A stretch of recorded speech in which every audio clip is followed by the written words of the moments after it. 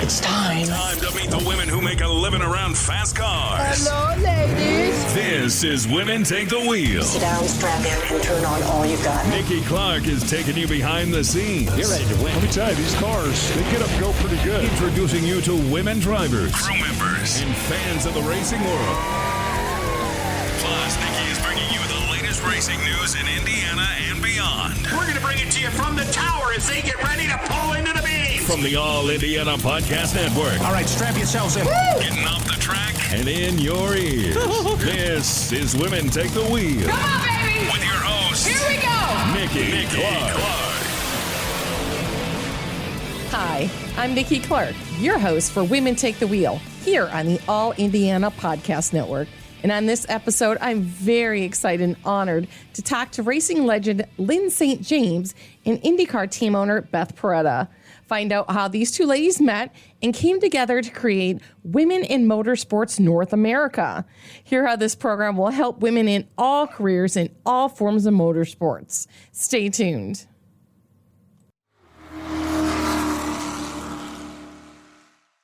Your day moves fast. Your news should too. That's why there's a new and improved Wish TV app bringing you more local news, breaking alerts, live streaming, weather forecast, radar, and Indiana sports all in one place. Customize your news feed to see the stories that matter most to you and get the information you need when you need it. Download the new and improved Wish TV app today on iOS or Android and take News 8 with you everywhere. You guys are both just like at the top of your game. You two are, the two most respected women, I think, right now in racing. So I want to start off, since I do have, friends, we don't know any card friends too. If I could just have you guys just talk a little bit, about your accomplishments. I mean, I know them, and I don't want to mess them up, so I'd rather they come from you. So Lyn, tell me, what year you started getting into motorsports and driving, and just, why you did it. Well, I mean, I'll try to make it a quick summary because it's been 45 years or more now that I've been in the sport. But I mean, it started when I was a teenager. And of course, when I was a teenager back in the 60s and the muscle car era, when really our whole culture, we're into cars usually, and it was muscle cars. I went to a girls' school, so that wasn't sort of the thing, but the guys I hung out with were. So I went to the drag races were the kind of the local thing.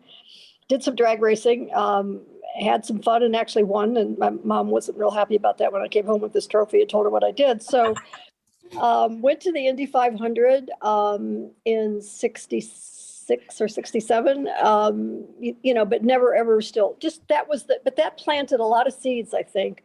But, the 60s women weren't doing things that they're doing today. And then in the 70s, I saw Billie Jean King beat Bobby Riggs on TV. I saw Shirley Muldowney, out drag racing winning. I actually went out to try to meet her at a drag race once. Wasn't successful, and then of course Janet Guthrie in the Indy 500, and so found out real people drove race cars. So I became a member of the Sports Car Club of America. Found out that you had to go to driver's school to get a competition license, and so I started at the very bottom, grassroots, fun stuff. Went out and bought a Ford Pinto, which was my street car, and prepared it for racing, put a roll bar in it, a 5-point seatbelt, and a 5-pound fire extinguisher. And quite frankly, I've never looked back since. I mean, that was in 1974. And I've just been fortunate, but I've worked my butt off as far as getting sponsors and getting to learn to be a much better competitor. Every race, every time you're on the racetrack, not just every race, every time you're on the racetrack, you're always learning. And you're always trying to get better, and conditions change, and cars change, and people change, and all those things. It's the constant is you buckling yourself up into this race car and then trying to figure out how the hell to get this car around the track as fast as you can and as better, hopefully, than other people that you're racing against. And so that's been my journey. It wasn't until I did Indy, quite frankly, in 92, and was really more after that I got so much fan mail, and there was a switch that went off in my brain that just said, this isn't about me. This is really, I'm doing this for me. But at the same time, I realize I'm carrying the flag for a lot of women. I'm also changing, perceptions from a lot of men. I remember standing in Gasoline Alley, or actually at Pit Lane in 92. I wasn't on the track at a particular time, obviously. And I remember one of those old officials, he was old, saying, looking out over the track and saying to me, this place is going to go crazy when a woman wins Indy. And he didn't say if, he said when. And I think somehow that's when I realized, I looked at him and I said, you bet, and I want to be that woman. But at the same time, I think that was, to me, it was like, oh my God, these guys are paying attention. So that's when my mission really was to try to change the landscape and change opportunities for the young girls that I got emails and not emails because we didn't have email back then, but I got fan mail wanting advice. And so I continued to pursue my own career and at the same time started a driver development program and was fortunate to meet Billie Jean King and to learn about how to, one of my sheroes, and was involved with her organization called the Women's Sports Foundation. And so I had leadership, I had role models, I had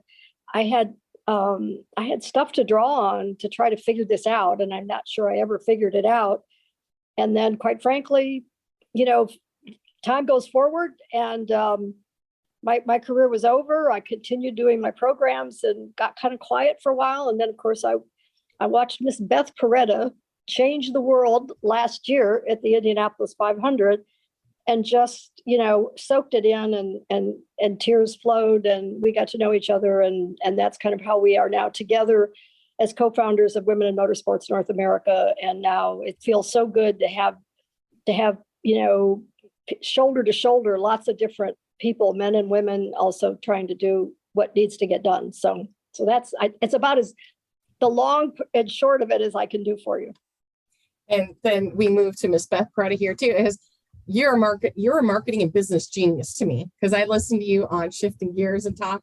I mean, where you've come from, because you start off in the cars and, even from I'm a marketing person too. And I've worked on the sponsorship deals and that's so not easy. So tell us a little bit about how you got into everything too. Thank you for saying that. I come to this with a business perspective. And I think that's the magic of why we're seeing some more momentum now. I think over the years, Lyn or Janet Guthrie before her, and, there's a handful after Lyn. I mean, as I always say too, the fact that if you ask somebody about women racing drivers, they can name 4 or 5, right?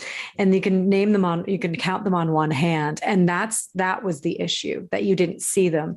But then here I was working for automotive companies and working on the business side and also having an experience similar, parallel in other ways where I was the only woman in the room and you didn't know a lot of women automotive executives, or we all knew each other. And I saw, and I've always had this perspective since I was a little kid. I came to racing as a fan. I started watching it when I was a kid. And so I still to this day, I find something soothing about the racetrack. I know that might seem crazy when you think of like the sensory overload that being at a live race is, but as you can imagine, also on TV as a kid, there's something very compelling about it. It's this beautiful visual, it's action, it has all of these really great elements to it. And that resonated with me as a kid, and it still does to this day, even in the most like primal way. I just love it. I love everything about it. And those of us that work in it, we always sort of say you get bitten by the bug, and no matter what you do, you can't ever shake it. So you're always part of racing, or racing is always part of you. So with that said, here I was now working in a professional capacity in the automotive world, and with that, then as I climbed the ladder as an automotive executive, I then had responsibilities in motorsport, and I saw all of the opportunities that were probably being left on the table of what you could do more with it. And here also the car companies and the suppliers were all lamenting this lack of viable engineering talent or technical talent. And so the idea was, okay, I know that racing captivated my imagination as a kid. What if we do more of that to capture imagination of kids to just feed this pipeline? And again, not where, Lyn put a lot of effort into creating more racing drivers.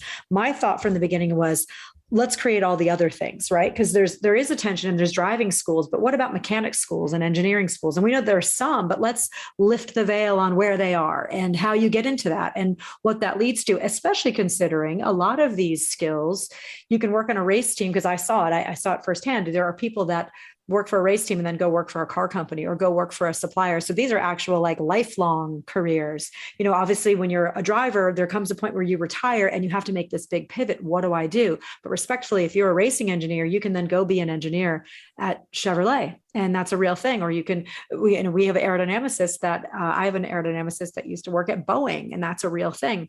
So seeing it in a very like 50,000 foot, 60,000 foot view, I said, okay, let's do more with it. And then let's, where Lyn and I then joined forces is we knew that there are a lot of these women's programs. There's a lot of effort being made, very grassroots, and it's all good. All progress is good. But we said, all right, let's see if we could figure out a way to all work together and be pulling the rope in the same direction, because, that idea of locking arms and kind of marching together is going to just, kind of get us to get that boulder, up and over that hill, and instead of all of us individually trying. And I think that was kind of the watershed moment for Lyn and I, is like, okay, you know what, we're better together. And that was a perspective I certainly had as a business person of building teams and, that kind of thing. And I said, let's see how we can like amplify, kind of like, not to be cliche, but kind of like a 1 + 1 = 3, or at least 1 + 1 = 2. Cause for a long time it was 1 + 1 = 1. Yeah. Basically. Yeah. Yeah. But I think you guys bind it together like this. I love it. The business side, the driver side, the mechanic side. Yeah. Well, we're 1 + 1 = thousands. Correct. That's what I'm hoping. Yeah, they were all there. And sometimes it's just making sure that everybody, and that, like what I did with my team last year, and I continue to do, just to be clear, is it was really just to be visible. There have been women in racing. I mean, not as many as we'd like. I mean, here's the craziest thing. So our team last year, 2021, it was the 110th anniversary of when the Indy 500 started. So it took 110 years to get a majority women's team. That might seem crazy, but let me share something that's crazier that I just realized the other day, what the math of this is. Women were first allowed in the paddock at Indianapolis Motor Speedway in 1971. What? Women weren't allowed in the paddock prior to 1971. So that seems crazy. And for those of us of a certain generation, like 1971 doesn't necessarily seem that long ago per se. But from 1971 to 2021 is 50 years. So women were let in the paddock in 1971, and it took 50 years to get a majority women's team. Wow. I did not know That's that. a long time. Truth bombs on us. That's a long time. Well, when I was there in the 60s with my buddies, they all went into Gasoline Alley to get autographs, and I couldn't go in because I was a woman, a girl. But yep. I had no idea. Stuck outside the fence. Yep. And in the late 70s, early 80s, there was a fabricator by the name of Anita Milliken. And although she was allowed in and she was very well respected, she's still alive. She was very well respected for what she did among her peers. Because let's be honest, this is what's beautiful about racing. It's really the great equalizer in a lot of ways, because if you're good at it, you can be on the team. If you're not good at it, you can't be on the team, right? You got to be good at it. And everyone will gladly have that woman as a fabricator if she's really good, which Anita Milliken was very good at what she did. But she had to walk around with she wore a handkerchief over her hair so that she wouldn't get heckled by fans. That is scary. And I find it like disturbing, and that I had no idea that you guys couldn't do that. And because one of my questions was, Lyn, you guys have been doing this a while. What are the changes you've seen? Because I have friends now, I have girlfriends who work in racing and this is one of the differences, but what other differences have you seen since you first started in it when it comes to women at the track? Well, first of all, I think just there's more of us, and peppered everywhere, which is great. But I think that comment that official made, was really it was a watershed moment for me, that I realized that you do, like Beth mentioned, you have to not only just be good at it, you have to be the best. Racing wants the best at whatever it is. I don't care if it's changing tires, putting fuel in, whatever it is. And so once women start to demonstrate that they are the best at those skills, they have those skills, and they are deserving and earning that respect and that right to be there, not because they're a woman, but because it's because they're good, they're better than good. Is that I'm now seeing that the perception, and let's face it, one of the comments that I will make that I learned last year actually at a conference, is that women will never achieve equality without men's support. And so what we really need is to change this attitude about men and not have it be a resistance, or not have it be a check a box, or not have it be forced upon them. So I think we're now just seeing more men engaged in desiring, wanting, respecting, whatever the word is, that, they want to see this change. I mean, they want it for the right reasons. They don't want it to be a forced upon, situation. But I just see that right now as a change versus before, even not that long ago. It was more of, okay, it was that tokenism. We've got, and I even had that when I was out chasing sponsors, or when I was trying to get media, that, well, we already had a woman athlete. It was a check the box tokens kind of mentality that existed in almost everywhere. I mean, not just in racing, but for women. I mean, I think women still were this check the box. Whatever woman got, like Beth had commented, you're the only one at the table. It's as long as we got one on boards. I mean, you read it now. I mean, that it's sometimes there's still that tokenism. So I see less of that. I see more, more openness, more desire to want to make it right, and there's more women at the door knocking, wanting in. Absolutely. And Beth, you almost, you kind of made history too, being the female team owner and bringing it all together. I mean, if you just briefly kind of describe what it took for you last year to bring in all these women and bring them together onto one team. What was that like for you? It's funny because I'm doing it again right now. Yeah. Yes, because you are racing this year too. I love it. Yes, we are racing again this year. So yeah, I do the stuff that might seem is the least glamorous roles. So there are so many moving parts. It's, finding that technical partner. So last year it was with Team Penske. This year I have a technical partner in Ed Carpenter Racing, making sure that I can, get the engine contract, the tire contract, the series, all of that sort of stuff, the real, the insurance policies, all of that stuff that, that goes into this. Again, it's a small business, but you're a professional sports team. So there's all of the things that go with that. But the really important thing was finding the right people. And I knew that I'd had the right driver in Simona Di Silvestro. So I actually, she was the first person I hired, right? Because that was one of the most important things. But then what we wanted to do, we announced a technical partnership. And then while working with Roger Penske last year, I always had the idea of wanting to have a bunch of women on the crew. And I will admit that in the beginning, when we first were even having our discussions, I don't want to say that he was apprehensive. It was because he couldn't picture it. And I said, we'd like to get this, have majority women. And this was in early discussions. And I've been in discussions with him I've known him since 2007, but we had some conversations about this. But like I say, he was apprehensive rightfully, because he's thinking like, where are you going to get these women from? And this, they're rookie. They would be rookies because there aren't enough women. There are a few women on a few other teams. Like there's one woman, on a team that does a tear off. And then there's another woman who's a gearbox specialist, but I can't steal them. I can't poach them. They're on other teams. So where do you find them? And the answer was, after we did our announcement last year, we got a lot of positive press, and Roger said to me, what if we got some women to go over the wall and be on the crew? I'm like, it's a great idea. That'd be fantastic. Like, I hadn't thought of that. So gee, what a crazy idea. But when you say it, so we then it becomes, okay, how do we find some women that could be up for this? And what we did actually is through Penske, and there's a gentleman who works there who had worked directly with NASCAR, and they had some diversity, a diversity program to get some women to go through a pit training school. A few of them had gone through it and then never went any further, never got hired, and had moved on with their lives. And literally one's a landscaper, one works for like a health company, and then, so we kind of got a few of those women, and then they knew some people and we started with 9 women that we invited out. And then within a week or two, we whittled it down to 6.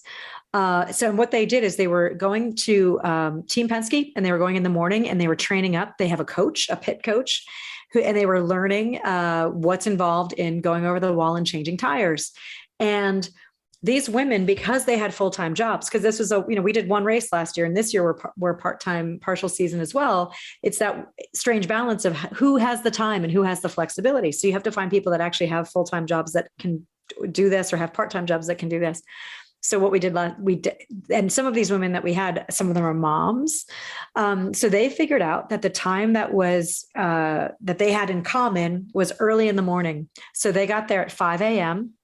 and they trained for an hour and a half, 4 days a week, Monday through Thursday, for 3.5 months. So they would do the pit training and then go right into the gym, which is connected. And they were working on specifically the strength training that they needed to do to be over the wall pit crew, agility and strength.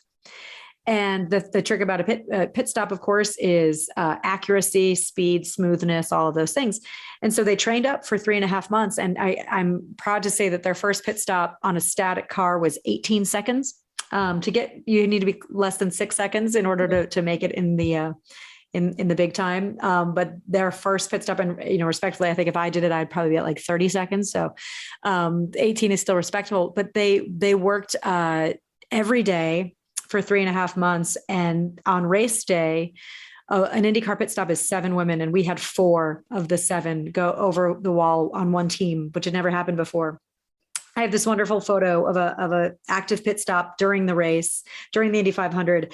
And if you look at it, I can count and point out to you, there are 11 women working between Simona, the over the wall, the behind the wall, retrieving tires, retrieving hoses, dead man, fire extinguisher, engineer, me, our photographer, spotter up in the sky, So one thing that was really cool is, in IndyCar, we have spotters that are, strategically placed at IMS. They're in turn 1 and turn 3, and they're speaking to the driver to release them into traffic and let them know what's around them, because obviously you've got limited visibility when you're solo, which Lyn can vouch for.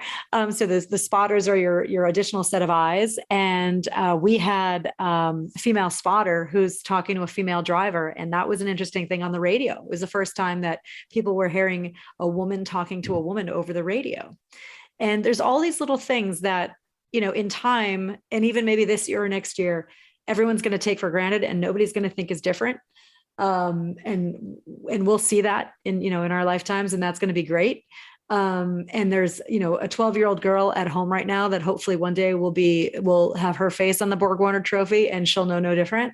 And that's why we're doing what we're doing. And it seems funny that we're still talking about this in 2021, but what I say is, if we want to have any of these sort of little shifts, we just have to be deliberate. We can't assume that things are going to happen. And that's why Lyn and I, are so passionate to work hard together. And again, make sure that this Women in Motorsport North America, much of the content of what we're doing is just making sure information is available. Where do you find information when you're curious about your career, or maybe you're starting your career and you want to advance your career? And what we're just trying to do is kind of lift the lid on all of this stuff and just be helpful and make sure that everybody knows that they are welcome and create a welcoming environment. Because the more that we do this is the deliberate action that makes everything easier for everyone after us. And hopefully if somebody opened the door for you, like somebody opened the door for me and somebody opened the door for Lyn, that's what we're doing, is opening the door for people behind us. Yeah, because that was my next question with the Women in Motorsports North America. What kind of things will you be doing? Like you said, putting information out there. Will you be doing like scholarships, internships, or is that something you have planned down the line to increase to get women out into the field? Yeah. Well, I'm going to jump in. I mean, first of all, Beth, the pit stop that they made in the race, how many seconds? Because less than 5. Yeah, thank you. We went from 18 Yeah. seconds to less than 5. I just want to make that clear so nobody's remembering the 18 seconds. Yeah, exactly. And respectfully too, the crowd, I didn't know this in the moment when it happened, but the pit stop, the camera was on our car when they came in. So it was on like the Jumbotron and it was on TV. And when we had a clean pit stop that looked like everybody else's pit stop, and Simona tore back out of the box and down pit lane, the crowd cheered because they saw that. We looked like everybody else. The only thing was different was a lot of ponytails. Anyway, so back to the Women in Motorsports North America. First of all, we spent the majority of the time it started last August, and it was getting a gang together. It was getting the group together to have representation of all the different disciplines, professional disciplines in motorsports, and that just was exciting, and it was wonderful, because without that, I think you can't force this from the down the people's throats. It's got to come from the ground up. And so then it was okay. We're all doing this volunteering. In other words, everybody's got full-time jobs and all of that. So to try to do events and all that, no, we will support other people's events. We will do an event that happened, actually supporting an event that happened last year called Women with Drive. It was a summit that happened in Nashville around the IndyCar race. This year it'll be happening October 5th and 6th in Charlotte. And so we're going to be moving that around because that's kind of the symposium, the summit, the gathering of the people, because physical gathering and virtual gathering are all good things. But meanwhile, you can only do so much of that because they're incredibly, intensive. And so it was really I think we all came to the conclusion, if we can create this website that is content rich, as Beth was talking about, that if somebody hears about it, if somebody reads about it, if somebody gets it kind of tickles their fancy, where do they go to get information? We want to be that portal, even to the media, even to race team, managers or race team owners, people that, what's out there. And we wanted to be that portal. And to create all that content was a huge amount of work. And we just launched it a little over a month ago. So that's kind of our first core presentation, core delivery is this portal of information that's on the website. And that includes a lot of different people in different careers and their piece of advice and to show the careers that are available, the kind of careers that are available. And then there's all kinds of content about Racing 101. There's even, some information in there about, sexual harassment, certain guidelines that a lot of companies that are in racing are small companies, and they may not have access to a human relations department and things like that. So we're just really content rich. We've got to drive people to go to the website. But at the same time, we do want to do something. And Beth really took the leadership. And I don't know how the hell she's going to do this with also launching the team. But mentorship is the one thing that we do realize is a critical piece that we should be able to deliver.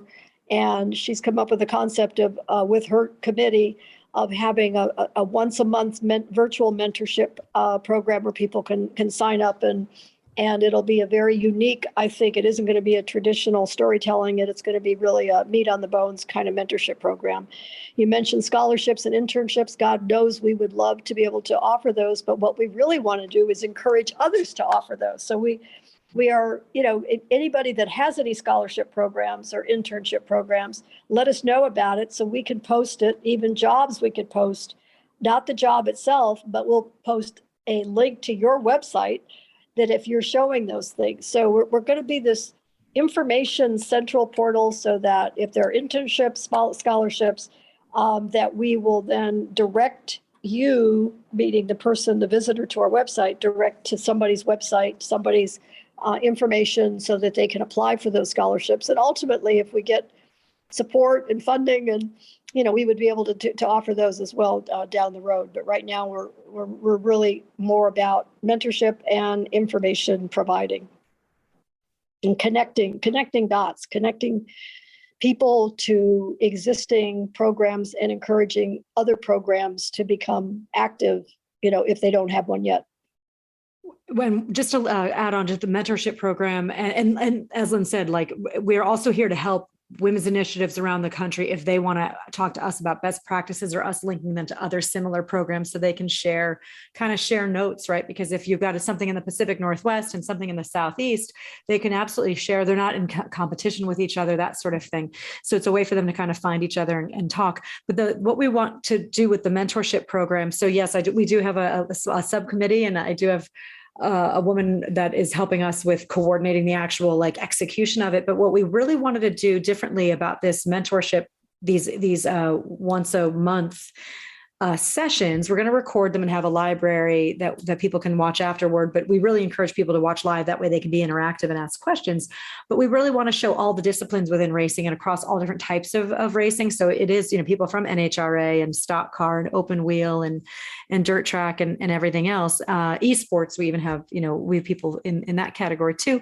But the idea that the whoever is the subject of the mentor of the month, their host is going to also be in that discipline. So let's say we're talking to somebody that is a track operator. Maybe, they might run, Sonoma Raceway. The person that is then the host, so let's say they're the mentor, the host will also be a track operator. So they can really have an in-depth conversation back and forth about what was your toughest day on the job? What's a great day? Tell us about a difficult employee and how you manage that, or a difficult employer, through the trajectory of your career. So not less about like, how did you get your start? And it's not, because that stuff's interesting, but that's kind of better for some one-on-one stuff. We really want to get like deeper, and sometimes even ask some of the uncomfortable questions, because I think that's the stuff that that's the next layer, right? That we're not talking about. And that's the stuff that will be really helpful to people as they're advancing their careers. And then the other thing that's fantastic is this network that we've created that you can find on our website. And we're always adding to that all the time. Anyone who's within our network has agreed to share information and stories. So when we do get somebody that's, young that wants to talk to a track operator, we could say, okay, here, let's introduce you to Jill at Sonoma, or, or let's talk to, Barbara, who does public relations, or Katie, who does media.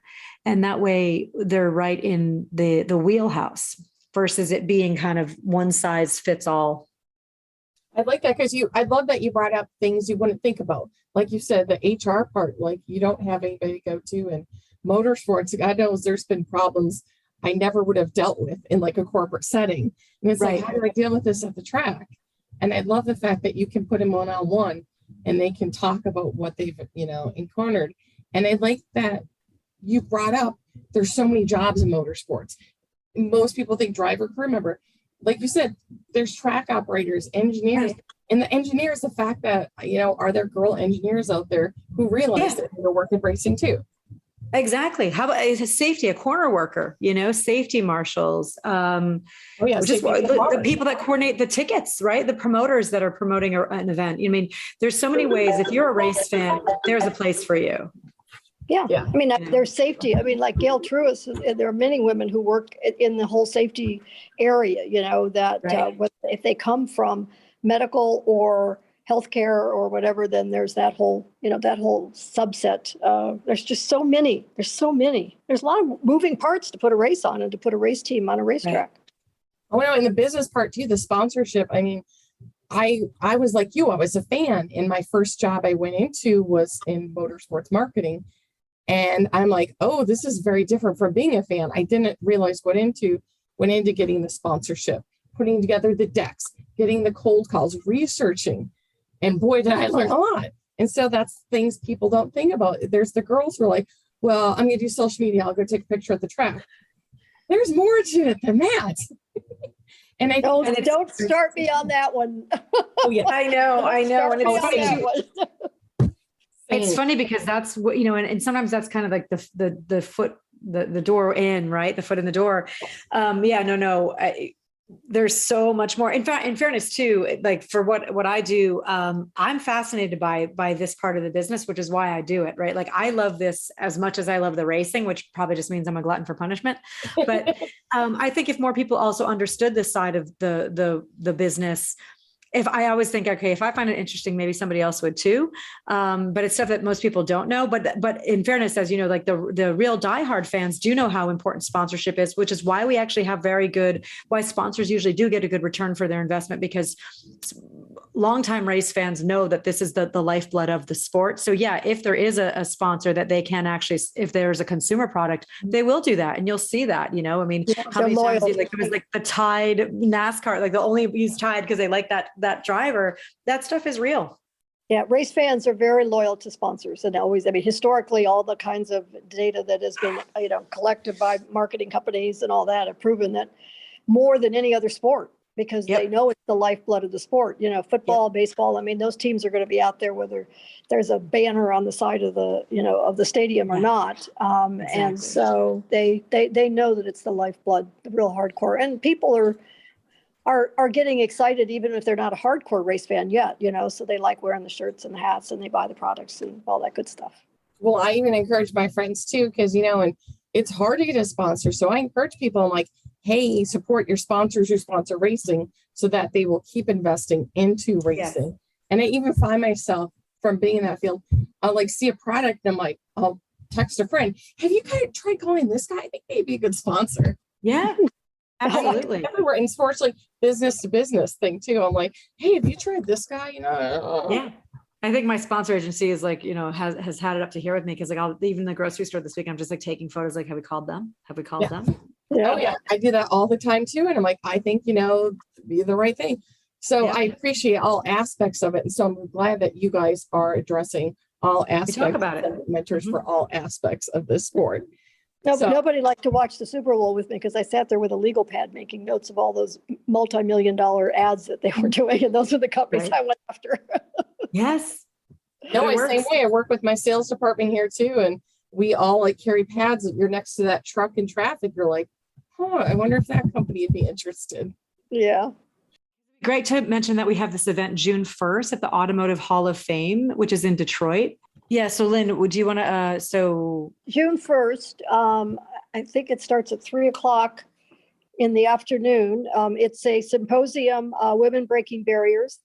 And there's it takes place at the Automotive Hall of Fame with a limited capacity, but there is some space still available. But more importantly, because we are obviously primarily talking to people in Indianapolis on Wish TV, is that you can sign up for the virtual, and the virtual then enables you to watch the whole thing. And so you go to the website. What we'll have to do is go ahead. we can send the link to you, but Automotive Hall of Fame, Women in Motorsport North America, and virtual attendees, I believe, might be able to ask questions in real time virtually. I think we will have a moderator, but it is June 1st from 4 to 9 at the Automotive Hall of Fame in Dearborn, Michigan. And why that's especially special that we're going to be at the Automotive Hall of Fame is later this summer in July, Lyn St. James is being inducted into the Automotive Hall of Fame. Yay! So more information to follow there, but that's why this conversation started, and they wanted to do a Women in Motorsport symposium, and it's going to be a big summer at the Automotive Hall of Fame celebrating Lyn St. James, and she is going to be a featured part of this panel on June 1st. Thank you for doing that. It's hard for me to promote myself, you know that, but Beth will be on the panel, myself, Taylor Ferns, who is a great race car driver, primarily USAC, and Laura Klauser, who is a representative representing General Motors, is one of the top engineers that represents General Motors in motorsports in IMSA and in IndyCar. So, we've got engineering, we've got, Beth as owner, we've got me as driver and Taylor as driver, and then there'll be a film that's actually shown that is about Betty Skelton. It's a great documentary that'll be part of the program, but it's going to be informational and entertaining. Absolutely. Yes, I'd love to appreciate the link, and I can put the link to that too. And how did it take so long to put you in there, Lyn? Why, you should have been in there a long time ago. No. This to me is still beyond, because the Automotive Hall of Fame it's about the automotive industry. It is. I guess it's probably, I perceive it anyway, as that I didn't win the Indy 500. I was in it 7 times, but, it's not about my motorsports only. It's really about, because I did a lot of things outside the cockpit. And so I think it's a collective thing. And I still don't understand it, but I'm so appreciative and so proud. So I've taken up so much of your time, and for I thought it'd be 20 minutes. So but this is a great conversation about women and motorsports, and I appreciate so much of what you guys are doing. And I think I'll have to get you guys on separate times again, just because I could keep going and asking you more questions. Good. Because you have so much experience. But I really appreciate you guys coming on today. And so tell us again about your website and where to find the website, and if you're on social media, everything. Where can these girls go to find everything?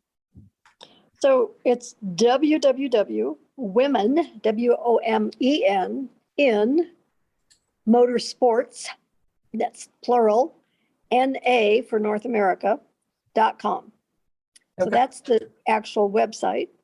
And once you get there, it does take a little navigating because it's so rich, as I said, with information, but we've worked really hard to try to make it kind of accessible and easy to navigate through, to look for the kind of things that you would be interested in. And sometimes it probably will take multiple visits because, it'll unearth something and then you'll go there and then you want to come back and, visit again. We are also on Facebook. We are also on Twitter. We're on LinkedIn. And what's the other one? Instagram. Yeah. So we have all of those. I am At Twitter, it's WIMSNA, but you can certainly find all of those links from the website. So womeninmotorsportsna.com. But I think if in the search, I wish it was a little smoother than that it was all the same. But unfortunately, these days it's hard to get continuity across all platforms because things are taken. But we're on LinkedIn, as Lyn said, Facebook, but the best resource is our website. Perfect. And I hope everybody goes to that. And I know I will be checking out a lot too. So thank you guys so much. And like I said, hopefully I'll see you out at the races, and good luck to you this season, Beth.